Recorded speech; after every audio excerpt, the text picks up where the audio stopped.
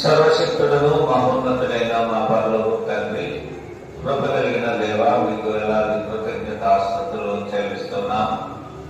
గత పునరుద్ధాన దినము నుండి నేటి పునరుద్ధాన దినము వరకు కూడా మమ్మల్ని అందరినీ కూడా ఎంతగానో వేడెక్కల చోట్ల భద్రపరిచి ఇచ్చిన మంచి ఆరోగ్యాలను బట్టి, ఇచ్చిన మీ జ్ఞానాన్ని బట్టి, మీ తలంపులను బట్టి నాయన మీకు కృతజ్ఞతలు.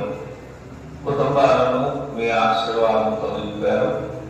సంఘ సభ్యులను మీ ఆశీర్వాదంతో నింపినందుకు వందనాలు. మరి మేమున్న గ్రామము, దేశము మీ కృప చొప్పున మాత్రమే క్షేమంగా ఉండడానికి కృపనిచ్చారు.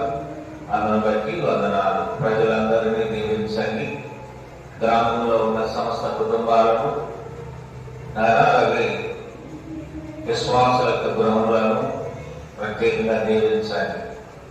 నాయన మీ వాక్యమును బట్టి ఈ సంఘంలో ప్రతి ఒక్కరు బలపడడానికి సహాయం చేయండి. దేవా, వచ్చిన ప్రతి బిడ్డను దీవించండి. రావాల్సిన వారిని తోడుకొనండి. సిద్ధపాటు చేసి వారిని క్షేమంగా మీ యొక్క జ్ఞానాన్ని ఇచ్చి నడిపించండి.